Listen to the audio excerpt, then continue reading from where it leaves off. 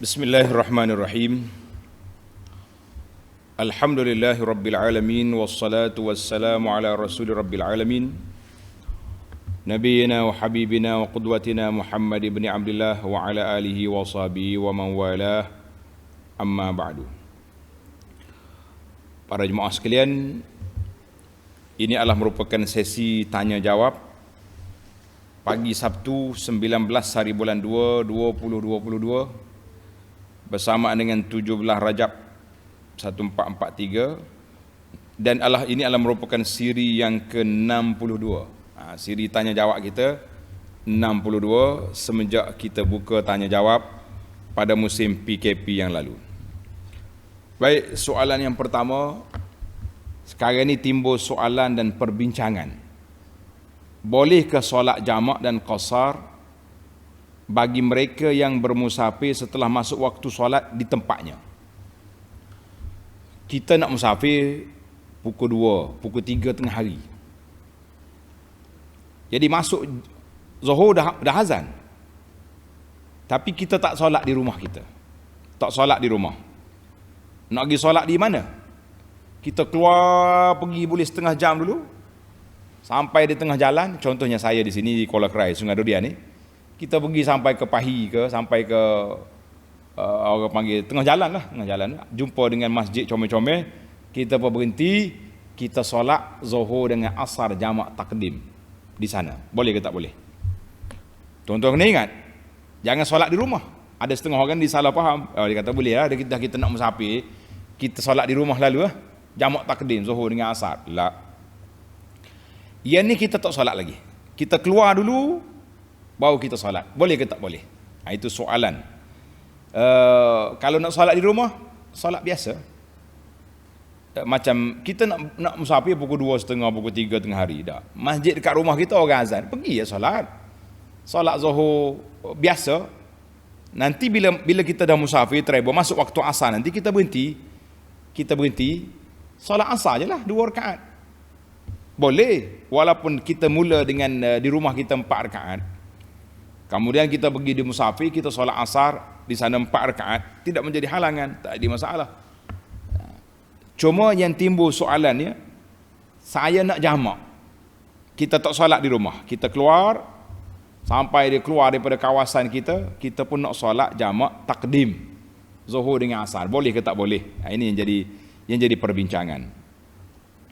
Jadi alhamdulillah ada huraian para ulama di sini, khususnya dalam kitab Al-Fiqhul Manhaji. Saya mengajar kitab ni juga, Fiqh Manhaji. Dalam Fiqh Manhaji mengatakan tidak boleh. Tidak boleh lagi bila dah masuk waktu, tak boleh. Kena solat di rumah, kemudian baru kita pergi. Maknanya tak boleh nak pergi qasar, tak boleh nak pergi jamak. Itu perbahasan dalam kitab Fiqh Manhaji. Dan Fiqh Manhaji ni fiqh yang terkini lah dalam fiqh mazhab Syafi'i ni. Tetapi dalam kitab fiqh lain, dalam kitab fiqh contohnya dalam kitab Hasyiah Al-Bujairimi Al-Khatib dan kitab-kitab lain, demikian juga pandangan yang dinaskan oleh Imam Syafi'i sebagaimana yang dinukil oleh Syekh Asy-Syirazi dalam kitabnya Al-Muhazzab dan ditahqiq oleh Imam Nawawi dalam kitab Al-Majmu' mengatakan bahawa boleh. Boleh kita keluar dan kita qasar balik. Kita keluar kemudian kita qasar dan jamak walaupun setelah masuk waktu. Tengok dalam kitab ni kata apa. Lau safara ba'da dukhuli waqti shalah. Orang musafir masuk waktu solat dah. Fa innahu yajuzu qasar fi safar. Harus dia qasar dalam musafir.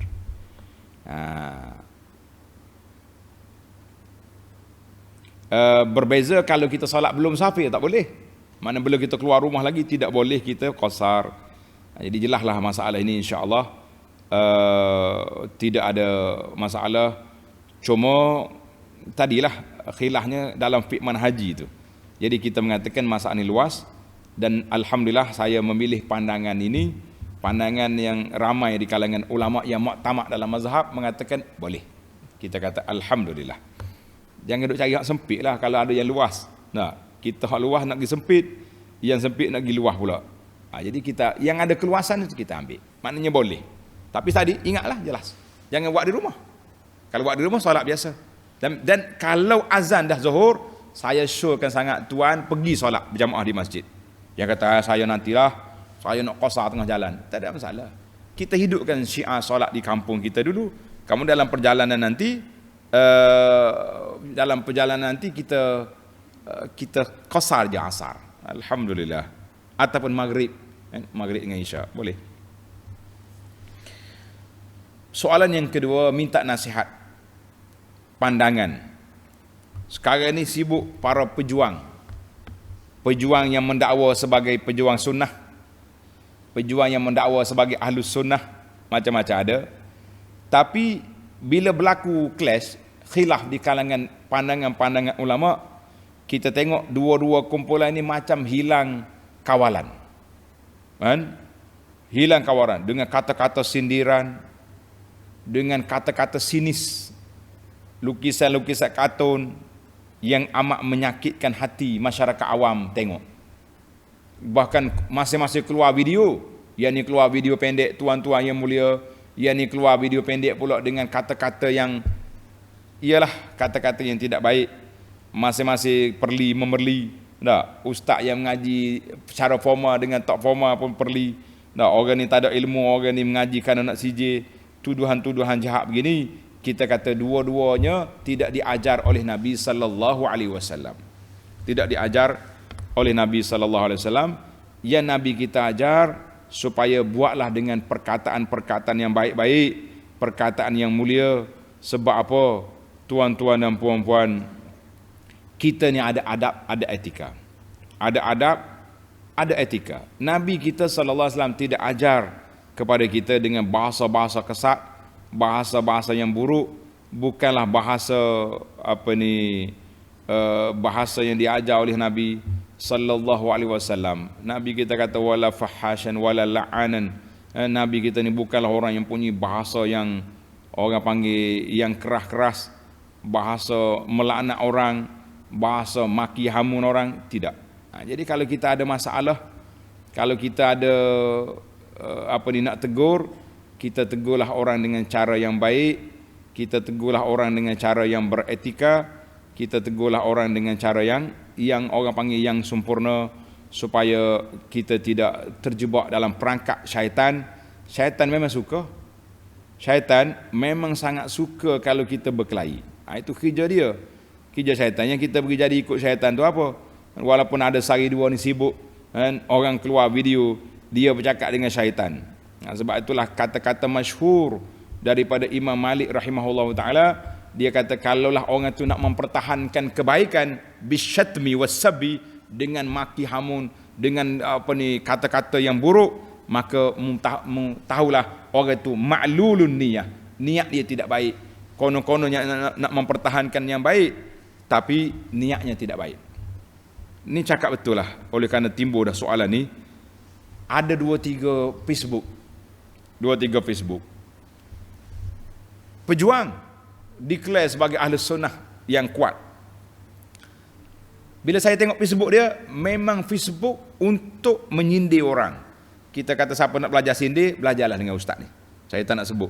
Ada setengah kawan kita tu masih hidup, ada yang sudah mati pun. Tapi Facebook dia tak mati. Dia sindir orang, dia perli orang, dia mengumpat orang itu macam-macam. Kita kata ahlus sunnah, pejuang sunnah, ikutlah sunnah.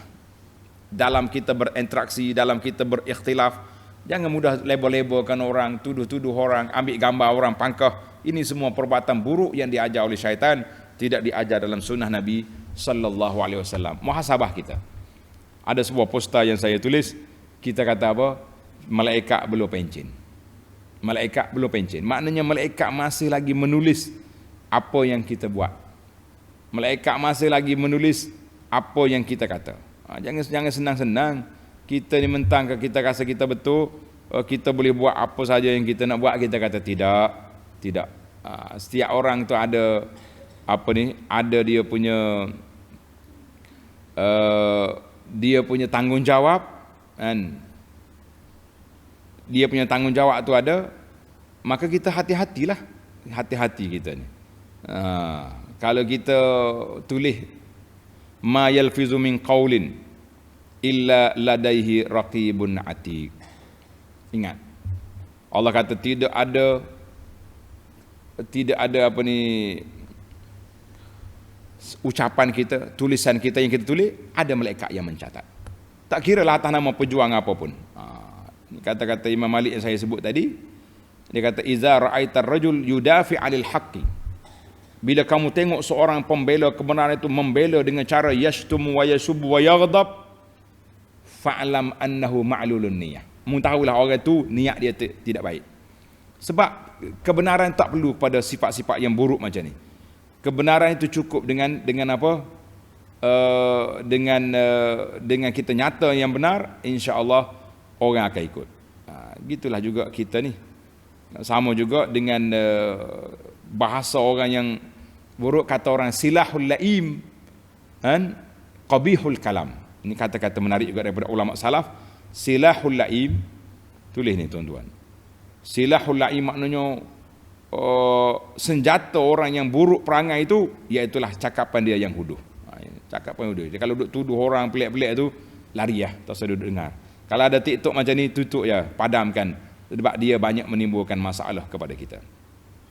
Baik, kita berpindah kepada soalan yang ketiga. Bilakah waktu solat tahajud yang lebih mengikut cara Nabi macam mana? Bangun pukul 3, solat hingga 4, tidur semula hingga 5.30, bangun untuk solat subuh, atau bangun pukul 4. Kita kata Nabi SAW, dalam cara Nabi kita, waktu Nabi kita bangun berpelbagai. Sebagaimana kata di Abdullah bin Abbas radhiyallahu anhu, ada kalanya Nabi SAW bangun sampai setengah malam, ataupun kurang sikit, ataupun selepas daripada dia, ataupun dia tidur awal. Bila dia dengar dekat dengan nak subuh, nak bangun, dia pelbagai. Ini sebagaimana kata Ibn Abbas, dia tidur dekat rumah Nabi SAW. Nabi kita tidur sampai setengah malam, kemudian Nabi bangun. Dia baca ayat yang itulah 10 akhir surah Ali Imran tu. 10 akhir tu. Inna fi khalqis samawati wal ard. Tak sudut sibuklah situ tengok ayat inna fi khalqis samawati wal ard. Sama ada dia tulis ayat 91 ke 191 ke 190, tengok ayat itulah. Jadi dalam bahasa Arab dia mudah ya, 10 ayat yang terakhir. Manakala sebelah pun dia kira 10 tu macam package lah. Maknanya Nabi kita SAW, dia tidur awal, dia bangun, tidur awal. Jadi ada juga dalam huraian Nabi tentang cara Nabi Daud. Cara Nabi Daud bangun tu. Dia bangun awal, lepas tu dia tidur balik, lepas tu dia tidur balik, dia bangun. Kita kata tengok kepada keselesaan lah. Jadi Ibnu Abbas kata Nabi bangun tidur sampai setengah malam, atau kurang sikit atau lebih sikit, kemudian dia bangun, kemudian dia tahajud. Itu hadis apa? Hadis Ibnu Abbas.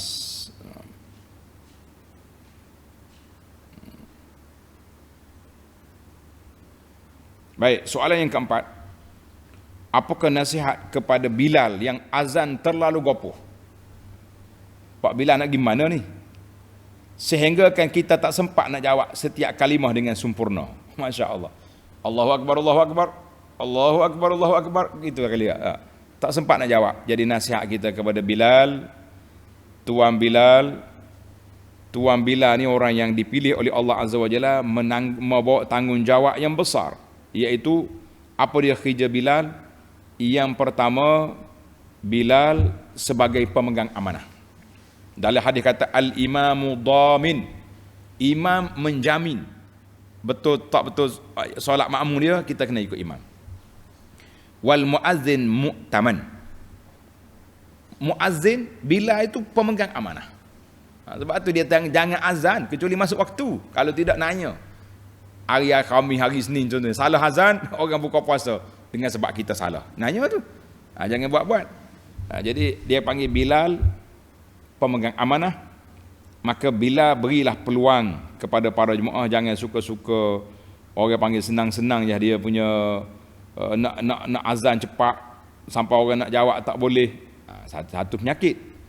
Satu lagi, bila juga jangan gopoh iqamat. Jangan gopoh iqamat. Kita bila kita tak beri ruang yang cukup kepada makmum, nanya dia. Dia nak jawab azan, nak ikut sunnah. Bagilah masa yang cukup.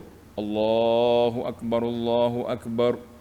Orang berjawab Allahu Akbar, Allahu Akbar. Lebih-lebih lagi lepas pada asyhadu an Muhammad Rasulullah. Kan kita ada wa ana asyhadu alla ilaha illallah. Jadi masa tu kena ada. Sebab itulah bila ni jangan belajar azan saja, belajar fiqhul azan. Fiqh mengendalikan azan. Nah, kena ada dua-dua. Kemudian yang kedua, tanggungjawab Bilal juga jangan diiqamat kecuali setelah dipastikan cukup masa. Contohnya di antara azan subuh kita bagi 15 minit. Jangan qamat benda tu. Bagi peluang untuk orang nak solat sunat qabliyah yang besar pahalanya itu. Ataupun sebelum zuhur. Sebelum zuhur kita ada solat sunat qabliyah 4 rakaat. Jadi kalau kita azan awal, qamat awal, nanyalah dia. Kan? Nanyalah dia. Maka itu tanggungjawab muazzin. Kadang-kadang dia suka seronok, lepas azan dia hidup buat tangga apa ada juga.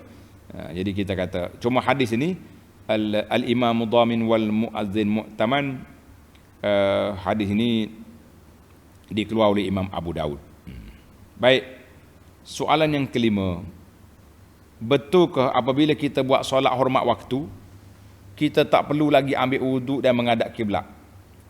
Sebab saya dapati ada setengah buku panduan travel umrah travel umrah haji cakap macam tu.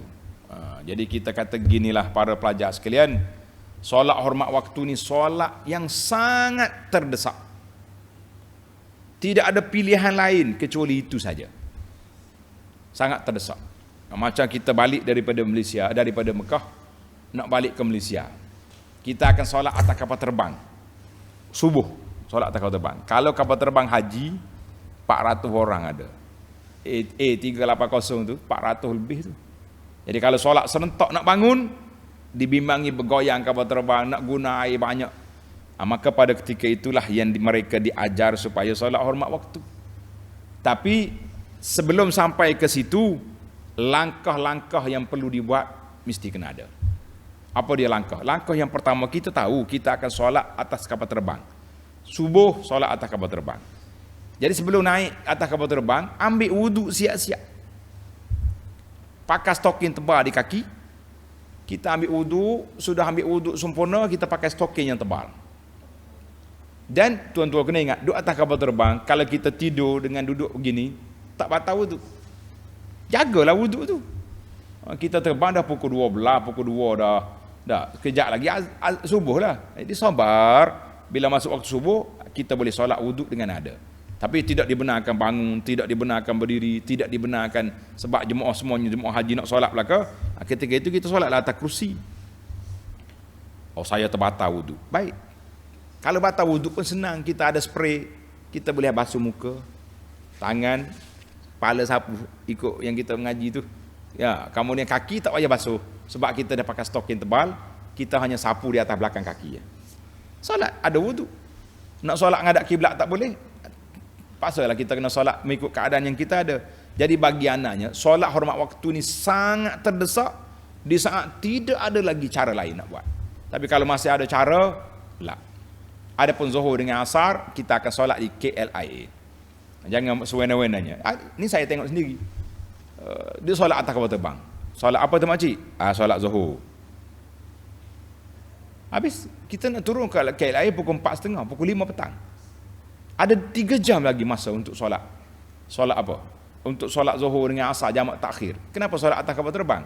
Jadi isu solat hormat waktu ni perlu ditangani dengan baik, perlu dihurai dengan baik kepada para jemaah, tidak sewenang-wenang, tidak semudah yang ditulis dalam buku itu. Wallahu alam. Dan kita pun jangan mudah ambil. Soalan yang keenam, kalau saya musafir, perlukah saya solat sunat rawatib? Sebab saya sekarang ni dah jaga projek mega mampu milik yang disarankan oleh Abu Anas tu. Saya sayanglah kalau tak cukup hari ni. Jadi dalam masalah ini ada 2 pandangan ulama. Kata Imam Nawawi rahimahullahu taala, mazhab jumhur ulama, majoriti ulama mengatakan boleh kita solat rawatib dalam musafir. Boleh solat rawatib dalam musafir. Sebab Nabi SAW dia solat juga solat sunat. Dia ambil solat atas kenderaan sambil dia berjalan dengan unta dia tu, dia solat. Maknanya ada solat sunatnya. Tetapi pandangan yang kedua, pandangan Abdullah bin Umar. Abdullah bin Umar ni dia tak solat sunat. Dia kata kalau nak solat sunat, baik kita sempurnakan solat yang 4 rakaat yang kita qasar tu selalu. Maka di sini saya kata ada dua pandangan ulama. Ibnu Umar dia kata Nabi kita hanya solat subuh, solat witir je, kan? Dan solat sunat witir dengan sunat fajar je yang Nabi kita solat dalam musafir. Yang lain tidak ada riwayat. Tapi Imam Nawawi kata majoriti ulama kata boleh solat sunat. Maka saya kata ambil jalan tengah lah tuan-tuan. Kalau kita rasa nak ambil rukhsah, kelonggaran, tak mau solat sunat, tak payah solat. Mungkin kita jamak dah. Tapi kalau kata saya nak jaga projek mega dan kita pun tak ada penat apa, tak, naik kereta orang lain bawa kita duduk tidur jatuh kereta, jadi bolehlah kita solat sunat. Wallahu alam dalam masalah ini. Kalau nak tengok panjang, cuba tengok dalam huraian kita kepada kitab Al-Mu'tamad tentang solat sunat dalam musafir. Tengok dalam kitab Al-Mu'tamad bab solat sunat dalam musafir. Soalan yang ketujuh, saya berada di Madinah. Waktu Zuhur masuk 12.30 tengah hari. Tapi pukul 12 tengah hari sudah dilakukan azan yang pertama. Azan pertama. Kemudian bila 12.30 dah masuk waktu, bila khatib sudah naik mimbar, baru dia azan. Jadi soalan sayanya, di manakah masa saya nak buat sunat qabliyah itu? Jawabnya sudah tidak ada masa. Sebab itu zaman Nabi SAW azan sekali je. Zaman Nabi azan Jumaat ni sekali je. Bila naik Nabi kita duduk atas mimbar, masuk waktu dia naik mimbar, barulah azan. Jadi tak ada lagi solat sunat qabliyah. Cuma bila mari zaman Sayyidina Uthman radhiyallahu anhu, dia tengok orang lambat mari masjid, maka Uthman azan belum masuk waktu. Di mana? Di pasar. Dia azan dulu supaya orang, nak Jumaat dah. Tutup pasar, tutup kedai, mari kita pergi masjid. Jadi bila masuk waktu baru azan yang kedua. Jadi soalan di sini, kalaulah tidak ada azan yang pertama belum masuk waktu, tak boleh solat qabliyah. Mana ada qabliyah belum masuk waktu? Maka jawabnya tidak ada lagi sunat qabliyah pada waktu itu. Jadi kalau tempat kita ni tak. Tempat kita ni orang azan yang pertama bila masuk waktu. Dan kemudian azan yang kedua setelah selesai solat sunat. Maka adalah qabliyah di situ. Sebab tu timbul khilaf masalah. Orang tanya, ada ke tidak qabliyah Jumaat? Macam ni, kalau suasana macam ni tak ada lagi qabliyah. Sebab bila khatib atas mimbar tak ada lagi solat sunat. Semua kena dengar khutbah. Kena dengar khutbah dan kena jawab azan. Kecuali orang baru masuk masjid. Orang baru masuk masjid, contohnya kita masuk masjid, Bilal sedang azan yang kedua. Maka ketika itu tuan terus je solat sunat tahiyatul masjid ataupun qabliyah mengikut mazhab Syafi'i. Jadi boleh kita solat. Jangan tunggu sampai sudah. Nanti bila orang sudah azan baru nak solat lah. Itu kamu kena dengar khutbah. Ni kita perhati ni, tengok. Ada ramai berdiri tunggu azan. Bila orang dah nak khutbah dia solat sunat. La, khata. Maka kita kena solat terus waktu azan itu. Jangan tunggu. Tapi kalau azan pertama kita tunggu. Sebab ada masa untuk solat. Wallahu alam. Soalan yang ke-8, saya ada soalan. Bolehkah zikir dan doa yang telah diajarkan kepada kami oleh ustaz kami ajar kepada orang lain?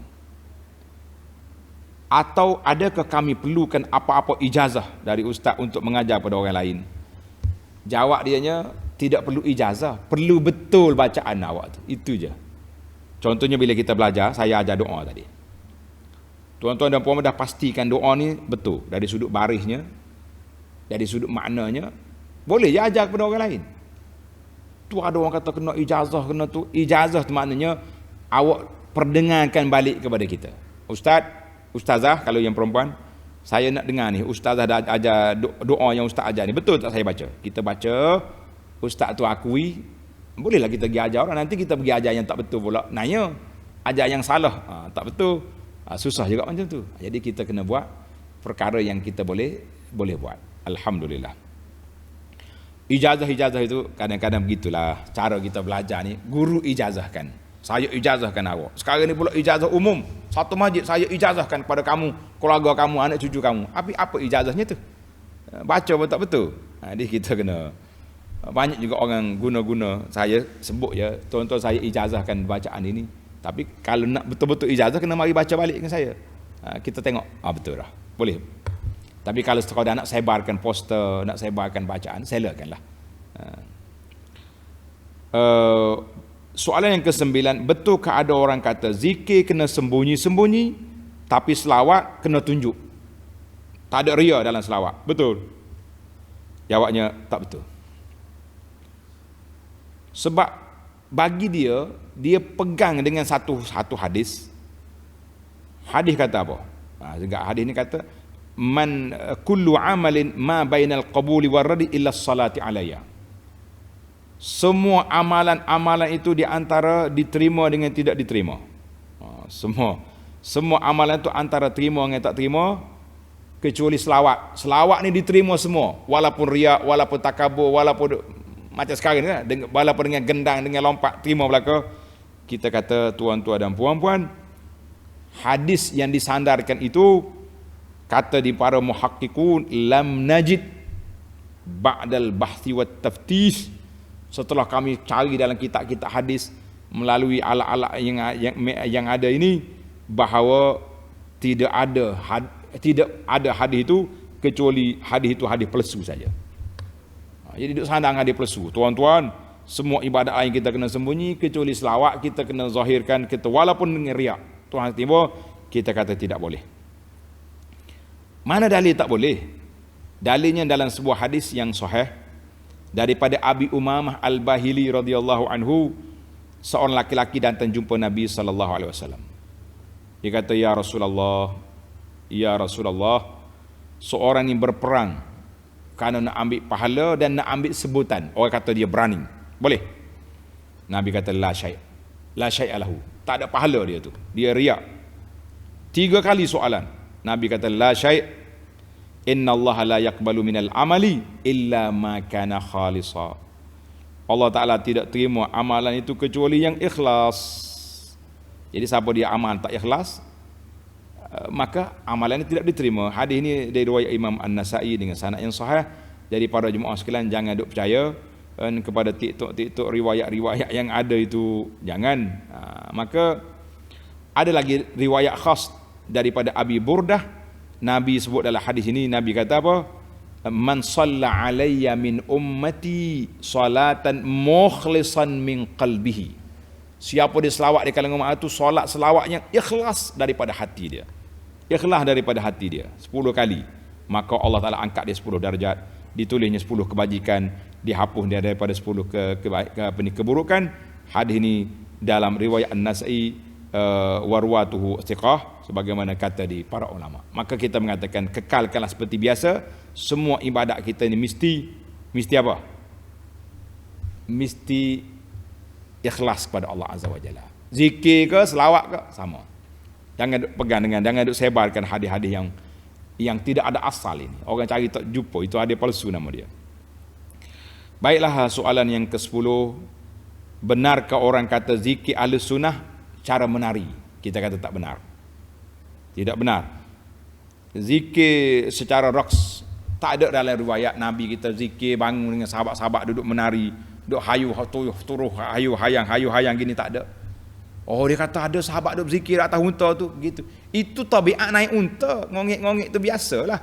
Dah awak duduk dalam masjid duduk hayu-hayu tu buat apa? Naik unta ke macam mana? Lah, jangan declare lah. Ni buat satu video khas zikir ahli sunnah. Orang duduk menari. Kita kata kalau nak mempertahankan apa yang awak buat sakat tu je. Tapi nak declare sebagai zikir ahli sunnah, sebagai zikir ikut sunnah, hatu burhanakum, wak mari dalil mana sahabat yang zikir macam tu. Mana ada ulama-ulama besar zikir macam tu. Jadi banyak benda-benda yang dicelarukan oleh orang buat masuk dalam ni dengan declare yang perlu pula kan, dia punya maklumat yang salah kemudian ditempel kepada ahli sunnah tu. Ahli sunnah mana yang buat macam tu? Coba cari di awal-awal ahli sunnah dulu. Kan? Ini soalan yang terakhir. Soalan ini dia kata ada beberapa tempat setiap waktu Jumaat 15 minit sebelum azan pertama solat Jumaat dikehendaki imam mengadakan solat hajat berjamaah. Kita kata imam, tuan AJK masjid, yang dianjurkan oleh syariat solat Jumaat. Tak cukup lagi ke solat Jumaat? Kita kena tambah lagi solat hajat berjamaah belum Jumaat. Tidak ada dalam riwayat solat hajat itu di antara solat yang dianjurkan berjamaah. Solat Jumaat ni solat raya, solat apa ni, tarawih, solat gerhana, solat minta hujan. Tapi kalau jadi budaya macam ni, jadi macam kita menambahkan satu lagi solat sebelum solat Jumaat. Alhamdulillah, di antara tempat mustajab doa ketika khatib naik mimbar sehingga selesai solat. Khatib doa lah dalam dakwah kita ni, doa tak sebut pun.